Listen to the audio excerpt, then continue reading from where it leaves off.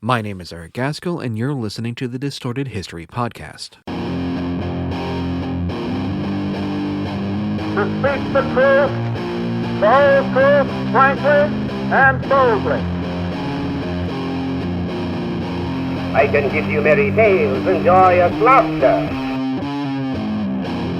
Shameless, unreasoning, unjustified terror. A long struggle for freedom. It really is a revolution.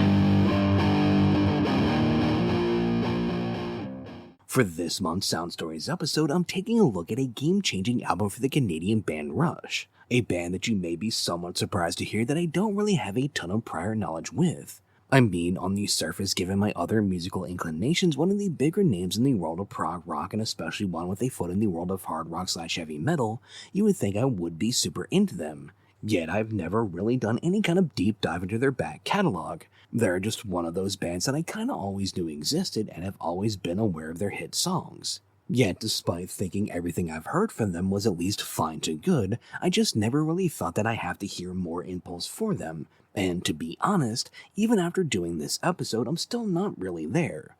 I don't have anything against them, mind you, it just, I don't know, hasn't really clicked with me. Granted, I only listened to their first 4 albums for this episode, so there is plenty of other Rush music out there that may really capture my attention. Regardless, this episode is not about me, but about Rush and their 4th album, 2112, a story for which I relied upon articles written by the likes of Adrian Bergrand, Paul Elliott, Millie Zeiler, Corey Groh, Ryan Reed, Amit Sharma, and Greg Bouchard. The links to all of their work and any other sources that I used in putting this episode together will, like always, be listed on this podcast Twitter page and Ko-fi page, links to which are in the description. And with all of that being said, let's begin. Rush owes its eventual creation to Alex Lifeson and Geddy Lee getting to know one another and becoming friends while attending high school in Canada. Both young men were kind of outsiders in their school. This was partially because both were the children of European immigrants who had fled Europe following the Second World War, with Geddy's parents in particular being Polish Jews who had not only survived the Holocaust, but who had specifically spent some time in Auschwitz. Speaking of Geddy, that was not the name he was born with. He was originally named Gary, yet due to his mother's strong Jewish accent, when she called his name it tended to sound more like Geddy to his friends. Thus he was given the nickname, which just kind of stuck, until it got to the point that when he turned 16, Gary officially changed his name to Geddy, since it was what everyone was calling him by that point anyway. In addition to being kind of outsiders in school, both got into music, and even though they were in different bands, they would still often jam just the two of them. Indeed, when their separate bands eventually fell by the wayside, the two musicians would eventually join forces with drummer John Rutsey. You see, Rush originally started with Alex on guitar, John on drums, and a bass player who also sang named Jeff Jones. This lineup played exactly 1 gig together. Yet, while they were good enough to get a second one lined up, Jones couldn't make it, as he had his own band that took priority. It was at this point then that they called up Geddy, who they knew played bass. The problem was he didn't really want to be a frontman. Yet, despite this, he was thrust into the role nonetheless, as he had the best, or in his opinion, the most appropriate voice for the job. The trio would then play in clubs or bars maybe a couple of times a month, until that is Ontario lowered its drinking age from 21 to 18, a change which created even more opportunities for a band like them to take advantage of. To be clear, Rush at this point were still primarily a cover band playing songs by groups like The Who, Cream, and Jimi Hendrix, all the while slipping in an original song here and there. Come 1974, though, they would manage to catch the attention of major label Mercury Records, who would release their debut self-titled album. An album that to me gave off a lot of Cream, Led Zeppelin, and a bunch of other 70s hard rock/heavy blues vibes. Which is to say, it doesn't really stand out from the pack in any particular way. It's a perfectly competent effort, but it's not terribly unique. Their follow-up effort, 1975's Fly By Night, would play in a similar sandbox, but would also provide some of the earliest glimpses of the band they would become. These first steps happened likely in no small part because this was also the first Rush album to include Neil Peart on drums. John Rutsey, you see, had been fired from the band during the time they were on tour supporting their debut self-titled album. The relationship between Geddy, Alex, and John had been rocky leading up to this, as Rutsey had a different vision for the band than they had. You see, both Alex and Geddy wanted to go into a more progressive direction, while John was more of a straight-ahead rocker type. So things were already starting to come undone when John had to miss several weeks of shows due to issues with his diabetes and his general health, a situation that actually made it harder in some ways to fire John as they felt bad for kicking the guy out of the band while he was struggling with his health. At the same time though, this seems more like a case of bad timing than anything, as it does not sound like they would have stuck together regardless of the situation with his health. With John now gone, Alex and Geddy started auditioning drummers. They would go through a number of different percussionists before getting to Neil Peart, who reportedly completely blew them away. It was so obvious that this guy was not only head and shoulders above the rest, but the perfect fit for their band that it was apparently quite awkward when they still had to audition another drummer after Peart, as this guy drove a long way and had clearly really prepared for the opportunity. This drummer had really done his homework and gone the proverbial extra mile, yet he never had the slightest chance, as by that point they had already found their guy. Fly By Night with this new lineup was more diverse than their debut. Now it still wasn't quite the Rush that we're most familiar with today, but they were starting to find their feet and settle into their roles in the band. This included Neil Peart taking over as the band's main lyricist, or to be more precise, having the job kind of foisted upon him as the others didn't really want to do it. Plus, they had seen him reading a lot of books while on tour, so they figured their new, well-read and well-spoken drummer might be good at writing lyrics as well. So, despite some rumblings from their label that maybe the sales figures weren't quite what they were expecting, the album was still fairly well received by fans and critics. The thing was, for the label in particular, the debut album's sound and success were built off of highly relatable songs like Working Man and Finding My Own Way. Yet, Rush's next album, Carress of Steel, seemed to be particularly lacking in that department. As a result, not only would the album be exceedingly low selling, but it also didn't receive much support from the critic community, with the likes of Jeff Barton of Sounds writing, quote, "I played the latest and admittedly rather derivative Rush album Carress of Steel in the office the other day, and unfortunately, it received howls of derision," with people specifically focusing their eye on the 20-minute conceptual piece closing the album titled The Fountain of Laneth. You see, on Carress of Steel, Rush had started experimenting with longer songs that had a narrative story behind them. Indeed, it wasn't just a ponderous album closer, The Fountain of Laneth, that illustrated these ambitions, as directly preceding it was the 12-minute plus long The Necromancer that also looked to tell a story across its runtime. In these efforts, the members of Rush were heavily inspired by the likes of prog rock icons like Pink Floyd, Yes, Genesis, and King Crimson. They wanted to challenge themselves and craft more ambitious pieces. Indeed, the members of Rush had found the process of creating this album, and in particular its lengthy pieces, to have been very rewarding, which in turn made the negative reaction to all their hard work both surprising and very disheartening. The thing was, while The Necromancer and The Fountain of Laneth were both very ambitious, they were maybe a little too much so. It can also be argued that perhaps they wore their prog rock influences a bit too much on their sleeves, and in doing so they sounded less authentic as they tried to sound more like these other bands than like themselves. Ultimately, according to Geddy Lee himself, quote, "The problem was that nobody really understood what the hell we were doing with that record, and I can't say we really knew what the hell we were up to either." That being said, they had been quite proud of the strides they had taken in writing that album, and so it really hurt when people did not respond like they expected. Morale in the band then was reportedly quite low, as they really started to lose confidence in themselves. Perhaps they weren't as good and as clever as they thought they were.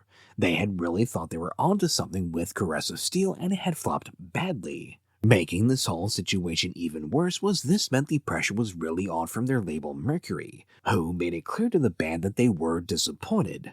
Rush, in their opinion, was simply not delivering on their promise as an up-and-coming band, which meant at this point the group was really at a make-or-break situation concerning their career. Basically, it seems according to their contract, the label was bound to release one more album by the band, but after that, well, it would be really easy for them to dump Rush and wash their hands of the whole affair. It was absolutely clear to all involved then that their careers were effectively on the line. Careers which they desperately wanted to keep going, as they absolutely loved making music for a living. Indeed, according to Alex Lifeson himself, quote, "I had 8 years of playing rock in a band and it's awesome, I love it." They really did not want the ride to end then, so the easiest thing to do at that point would have been to do what the label wanted, which was simply replicate what they had done on their first album, essentially focus on writing simple, straight-ahead and relatable rock songs. The thing was, that's not what the three members of Rush wanted to do. You see, for as much as they loved doing what they were doing, the thing was they really weren't willing to compromise themselves and their vision just so they could keep doing it. According to Lyson, quote, "To me, it wasn't possible to take a step backward and do something we'd already done just to please a record company.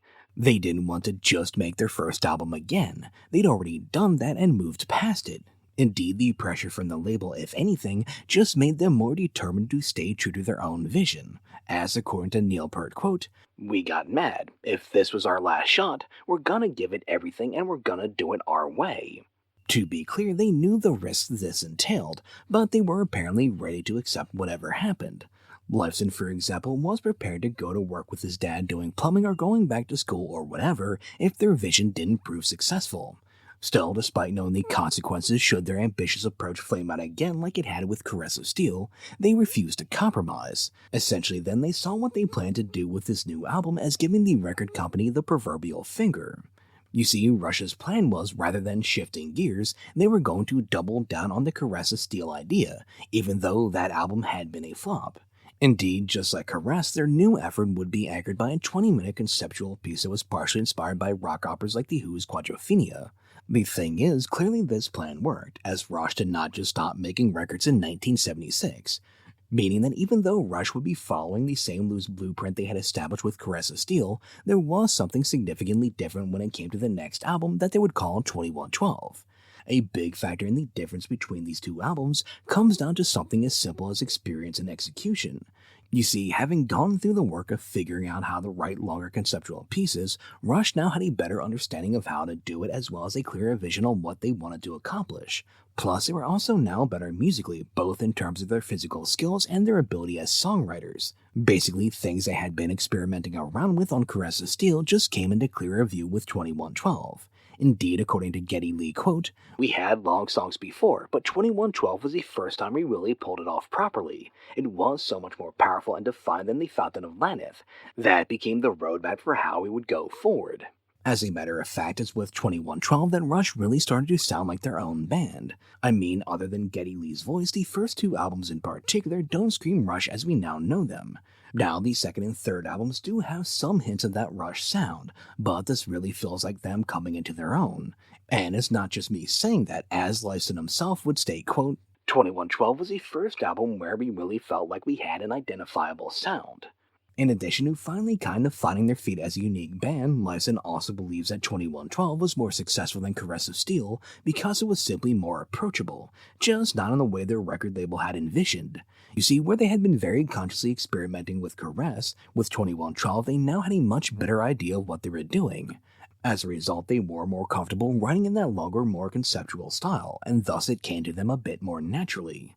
This comfort level and less conscious experimenting then in turn allowed some of their more natural inclinations to sneak in, by which I mean there's some more of their bluesy roots popping up in 2112, which in turn made it a bit more recognizable and thus more approachable. As importantly, the members of Rush weren't just inspired by the who's who of progressive rock, but by a number of other genres of music as well. This album then was simply a better representation of who they were and who they wanted to be. Indeed, the very fact that this was an angry, defiant protest against their label trying to dictate their direction actually helped to bring out the more hard rock style that Rush always kind of saw themselves as being. You see, despite often being listed as an important prog rock band, and despite being admitted fans of prog rock groups like Pink Floyd, Genesis, King Crimson, and Jethro Tull, the members of Rush always saw themselves as a hard rock band. After all, their first loves are not prog rock groups, but heavy blues stuff like Blue Cheer, The Who, Led Zeppelin, Hendrix, and Cream. Sure, they pushed themselves to make their own music more difficult and harder to play, but that was mainly an exercise in keeping themselves on their toes and interested. As for the writing of this album, most of it took place while the band was on tour during the fall and winter of 1975, which was basically necessary given the schedule they and other bands were placed under by their labels at this time. Indeed, Lyson estimates that Rush were playing some 220 to 250 shows a year at that time, which meant they weren't given the time to get off the road where they could exclusively focus on writing and crafting their next record. Instead, they ended up writing and coming up with a lot of their stuff wherever it was they were, whether it be in the dressing room, in wherever they were sleeping for the night, or even in the car in between gigs. In particular, Lyson recalls coming up with the big riff for the Temples of Syrinx section by playing through a little pig nose amp in a cold room in a small arena in northern Ontario. Now, they specifically wrote much of the album during what Rush themselves came to call their down the tube tour, as he pretty much felt the writing was on the wall for them and their careers following the failure that was Carress of Steel. Their attitude was, though, if they were going down in flames, they might as well do so doing things their own way. So they put together their long, complex vision during sound checks. They basically then put together the entire album during their sound checks, rehearsing everything so they were ready to head straight into the studio and get to work. In fact, they wouldn't even bother demoing the song so they could share with the label what they were working on. Basically then, Mercury had no idea what they were doing, which is how Rush wanted it. Indeed, it seems that their manager Ray Daniels was actively lying to the label about the band's plans and activities at this point, as instead of letting the management at Mercury know they were actively working on an extended length suite of songs in much the same vein as the Fountain of Laneth, something that the label had explicitly told them not to do again, Daniels told the label the band was working on a bunch of very straightforward songs and the album was sure to be a commercial success. So Rush headed into the relatively small 16-track Toronto studio to record their ambitious vision that did not match up at all with what their label had been told. Regardless, they had 4 weeks in which to get everything done, which is a fairly tight schedule but was actually the most time they ever had to work with, as their first had been done in a week, their second in 10 days, and their third had been done in 3 weeks. Again, though, this tight schedule was doable because they had everything more or less written and had everything pretty much well rehearsed during their sound checks, so they were ready to hit the ground running. Plus, as ambitious as the overall concept was, they had purposely made it so the individual parts weren't overly complex, so they wouldn't need to rely on a lot of overdubbing in the studio.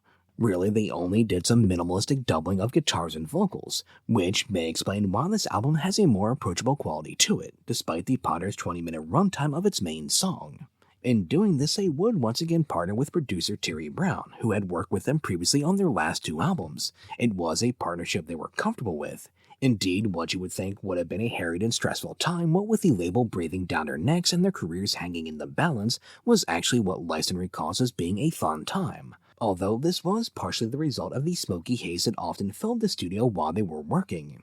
Now, Rush at this time were still a fairly small-time group, so they didn't have a lot of equipment to play with in the studio. For example, Lyson primarily played his Gibson ES-335. Now, he also at times used a Les Paul Standard and even a Fender Strat, but he actually had to borrow that from a friend because he could not afford his own. As for amps, he had your relatively standard 50-watt Marshall and a Fender Twin, presumably for his dirty and clean tones respectively. Regarding the album itself, the entire first side would consist of a singular 20-minute conceptual piece titled 2112, essentially the very thing their label had explicitly told them not to do after their Fountain of Laneth debacle. This piece was then divided into 7 parts, starting like a traditional piece of classical music with an overture, a section which by its nature, despite being the beginning of the piece, had to be written last. This was because overtures are designed to be a kind of preview of the rest of the piece. Therefore, they had to actually write those other parts first so they could then pick and choose the best parts to highlight and fit together for the overture. Following which comes a heavy section called the Temples of Syrinx, which focuses on laying out the state of the world that the story takes place in. Basically, in the year 2062, the Solar Federation had conquered and brought peace to the known universe. The Solar Federation, though, is totalitarian in nature, as they control everything down to and including all art and culture. Specifically, the priests of the Temples of Syrinx, who are apparently led by powerful computers, are the ones charged with controlling art and culture within the Federation. The harsh tones of the priest are then followed by the sounds of running water, representing the sound of the waterfall, behind which the main character in the story finds an ancient guitar. This section in particular was quite confusing to me when I first listened to this album in preparation for this episode, as at the time, I had no idea about the story, and I was simply confused as to why I was listening to someone tune a guitar. Seemed like something you could have cut out. Now, though, it makes sense, as it's supposed to represent the boy finding the guitar and figuring out how to play it. This section called Discovery portrays that and the boy's excitement about the instrument and the music he can make with it. With this innocent and joyful impulse, the boy then brings the guitar to the priest, fully expecting them to embrace it and him. Clearly, he believes this is something special that should be shared with everyone throughout the Federation. The clean tones representing the boy, however, are disrupted by the distorted tones of the priests, who are also represented by Geddy singing in a higher and harsher style as he sings faster and more aggressively. You see, the priests, instead of embracing the boy and his discovery, are dismissive, declaring the instrument useless and even destructive, as it's not a part of their carefully planned and cultivated culture. It's a thing of the fallen ancient world, and thus they seize the instrument and presumably destroy it. This section ends with a reprise of the music from the temples of Syrinx, before fading out to the clean tones of the boy who, crushed by this reaction, returns home to dream. In this section, titled Oracle of the Dream, our main character sees a world far away, untouched by the Solar Federation and their control. A world where its residents are free to learn and explore and yearn to retake what they lost, with music that is hopeful and almost defiant in nature. This vision, however, does not bring the boy much hope, as it's followed by soliloquy, which is melancholic and wistful. In this section, the main character in his depression seemingly chooses to take his own life. As this happens, 2112 moves into its seventh and final section, titled Grand Finale, with the band playing an aggressive, almost triumphant piece that ends with the message announcing that a new force has assumed control of the Solar Federation, leaving the listener to decide whether this is liberation or just a new form of despotism. In all, it's a very simplistic story that was famously inspired by the writings of Ayn Rand, who they gave credit to in the liner notes. That being said, the band's primary lyricist Neil Peart would say that while he read Rand, he wasn't so much interested in her right-wing libertarianism, but more just generally interested in her veneration of the individual. She was also far from the only inspiration for this story, as Peart would also credit the work of author Samuel R. Delany, whose book The Fall of the Towers, which he just happened to stumble upon while in London, provided a lot of inspiration for the world. Obviously, though, the whole thing is just a thinly veiled response by the band to the corporate music industry, and specifically their label's demands that they make an album designed to be commercially successful, even if they themselves didn't believe in it. It is then this kind of aggressive and rebellious nature of the music that, in my opinion, really helps to separate 2112 from their experiments on Carress of Steel. Now, 2112, the 20-minute piece that takes up a whole half of the album, gets most of the attention, but it is still only half of the album, as the band decided that after their long conceptual piece, the second half of the album should consist of shorter songs as a nice change of pace. While they wanted to tell a complete story, they did not want the entire album to be just one thing. So basically, this album had the same basic structure of Carress of Steel, with a long conceptual piece paired with a collection of shorter songs. They just executed the idea better this time around. Leading off the second half of the album is A Passage to Bangkok, whose title was inspired by the E.M. Forster novel A Passage to India. Musically and conceptually, though, Rush would point to Zeppelin's Kashmir as a major influence. It's also far less serious and dramatic than what preceded it on the album. As Alex Lifeson would point out, the song was essentially a, quote, homage to smoking pot around the world and finding the best you can. Basically, the lyrics are just a series of nods to the places known to grow the best weed, and also didn't treat it as some kind of dangerous drug. Following this imaginary tour of the best places to go and smoke pot around the world was a song about one of their favorite TV shows growing up, The Twilight Zone, which also happens to be the one song they wrote while in the studio because they thought they needed one more song to balance the album out. In all, then, the song came together pretty fast in a span of a couple of hours. The song moves through a series of weird time changes as they make reference to a pair of episodes in particular, namely 1961's Will the Real Martian Stand Up, which features a gentleman with a third eye concealed beneath his hat, and 1964's Stopover in a Quiet Town, where a young couple come to realize the seemingly abandoned town they found themselves in is just a playset belonging to the exceedingly large aliens they have been kidnapped by. This is a song that generally seems to be liked by both fans and members of the band, but they rarely played it live due to the aforementioned weird time changes and the guitar parts that Lyson describes as being really awkward and uncomfortable to play. Following the eerie and interesting Twilight Zone is the upbeat Lessons, which is one of the few songs written entirely by guitarist Alex Lifeson.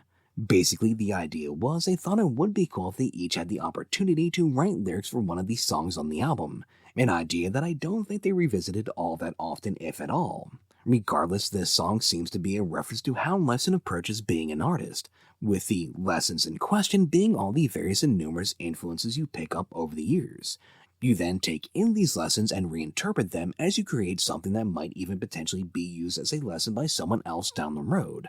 Following Lifeson's solo writing effort is the Sad and Wistful Tears, which was penned entirely by Geddy Lee, who was apparently a fan of writing this kind of more emotional and ballady type song. Indeed, it's a piece about loss and regret that was explicitly designed to give the album some more depth. This song also notably features a mellotron played by Hugh Syme, the man who would provide not only the cover art for 2112, but all their albums from Carress of Steel on. Additionally, Syme was also the one responsible for providing the weird spacey effect in the intro of 2112. Essentially, they had just recorded him improvising and experimenting with an ARP Odyssey synth and picked a section from that session that had a particularly spacey vibe to it. The album then ends with Something for Nothing, a song that had been inspired by some graffiti that Peart saw while driving through downtown LA that read "Freedom Isn't Free." This song was then specifically chosen to close the album, as it shared the same basic theme as their 2112 piece, as it's basically about marching to the beat of your own drum, something that they felt was a fitting coda to their most ambitious work yet. An album that I can easily say was my favorite out of the 4 that I listened to for this episode. It's ambitious while still being fairly catchy. Indeed, as I'm sitting here writing this passage several days after last listening to the album, I still have these Temples of Syrinx section running through my head, a section along with the Twilight Zone song that most stands out for me. Now, for Rush themselves, they were quite proud of what they had done. That being said, they felt much the same way after Carress of Steel, so they had no idea how it would be received by the press and the public. That being said, the label at least was not said to have been happy when they were handed this album. That was clearly the exact opposite of what they had been promised and exactly what they had been told the band was not going to do. Still, Mercury was contractually obligated to release this album, and they did so on the 1st of April 1976. Things did not look great at the start, as 2112 was anything but an immediate hit as sales were slow. Something that was not helped out by the New Musical Express calling them fascists for crediting Ayn Rand as an inspiration. Now, according to Lyson, who calls himself very liberal, the whole thing kind of got blown out of proportion. He claims it was a situation where the journalist set forth his point of view, and Peart responded with an opposing point of view more as a thought exercise than anything. The whole situation was rough for Getty in particular, what with his parents being Holocaust survivors. Indeed, Getty would later note that, quote, Ayn Rand was the inspiration for 2112. We acknowledge that. But we had no connection to her right-wing politics. 2112 was an anti-totalitarian, anti-fascist story. Now, I kind of get both sides here. They do kind of freely throw around Rand's ideas and terminology in their efforts to rebel against the pressure from their record label that is 100% a result of capitalism. Yet, at the same time, associating a guy whose parents were literal Holocaust survivors with the Nazis is just not cool. Meanwhile, in spite of this bit of bad press, the album was gradually getting a following, as it seemed to really connect with people. Indeed, it would eventually reach the 5th spot on the Canadian chart, in addition to being the band's breakthrough success in America, as it eventually reached the 61st spot on the Billboard album chart. All in all, 2112 would go gold in the UK, double platinum in Canada, and triple platinum in the US. 2112 then would kind of become a defining album for the band. Its proud rejection of convention and the refusal to play by the rules of the record company was a breakout moment for Rush. Indeed, Alex Lifeson himself believes that this was the album where they finally arrived at the Rush sound, as in his opinion, this was the first time they really sounded like themselves, a conclusion that I also came to after listening to their first 3 albums. While you can hear hints of what I would consider to be the recognizable Rush sound, especially on albums 2 and 3, it wasn't consistently throughout. It wasn't until 2112 then that they really found and focused on the sound they would become famous for. Additionally, Lifeson also credits the album with earning the band their independence. Basically, from that point on, the label essentially stopped trying to interfere or give them directions. Mercury went from very disappointed and ready to drop the band if they didn't follow their instructions and produce a traditionally commercial album, to deciding to take a hands-off approach. Rush had demonstrated through the success of 2112 that they knew what they were doing and what worked for them, so Mercury was not going to try and mess around with a good thing. Even the album's Red Star Band logo would go on to become the band's kinda unofficial symbol, as it would appear multiple times across their album covers and would serve as the backdrop behind Neil Peart's drum kit on their live album All the World's a Stage, all of which would happen even though the iconic image itself did not appear on 2112's actual cover but inside the gatefold instead. As for the image itself, it was the work of the aforementioned artist Hugh Syme, who used his quote-unquote bare-assed friend Bobby King to play the role of the hero of the album, standing facing the Red Star symbol, representing the Solar Federation he was rebelling against. In essence then, this was the album that really started to cement Rush as a major band, as they would become an arena and stadium act from here on out, while all of their subsequent studio albums would at least exceed 2112's success on the charts. Really, the main drawback for the band actually had to do with this new status they were thrust into. All of a sudden, you see, they were headliners instead of a supporting act, meaning they now had to develop a show that lived up to the fact that they were the band that people were paying money to see. 2112 then is now seen as a classic record, one that is influential for hard rock, progressive rock, and heavy metal. The late drummer Taylor Hawkins of the Foo Fighters, for example, was heavily inspired by Rush, and would credit 2112 as being the album that he first fell in love with them, saying that while he had been into prog bands like Yes and Genesis, they weren't exactly what you would call heavy. With Rush, however, he found a band that could mix that technical playing and ambitious songwriting with the kind of heaviness that the other prog bands lacked. Hawkins was far from alone in his love of Rush and 2112 in particular. Indeed, guitarist Kirk Hammett of Metallica and bassist Les Claypool of Primus, who actually attended the same high school together, have both named 2112 as one of their definitive albums, while Billy Corgan of the Smashing Pumpkins has stated that he first cut his teeth as a musician by learning how to play 2112 from beginning to end. This wide-ranging popularity and influence can actually be seen illustrated quite clearly on the 40th anniversary release of 2112. This release features the likes of Dave Grohl and Taylor Hawkins of the Foo Fighters, accompanied by producer Nick Raskolinis covering the album's overture, while Stephen Wilson of Porcupine Tree, who I've discussed on this podcast in the past, and Alice in Chains, who I've had multiple episodes dedicated to, provide their own interpretations of the Twilight Zone and Tears respectively, both of which took me by surprise when, without looking up the track listing, I listened to that version of the album while researching this episode. So, Rush, even though they retired due to drummer Neil Peart's health issues and eventual death, still managed to leave behind a legacy that will likely continue to live on for quite some time. A legacy that in many ways really started with 2112. Thank you for listening to Distorted History. If you would like to help out, please rate and review the podcast and tell your friends if you think they'll be interested. If you're feeling especially generous and would like to help keep this podcast going, please consider visiting my Ko-fi page at ko-fi.com/distortedhistory and donating a few bucks. Anything you can give is greatly appreciated. I will be posting updates on future episodes and sources there in addition to posting them on Twitter as I usually do. With all that being said, once again, thank you for listening, and until next time.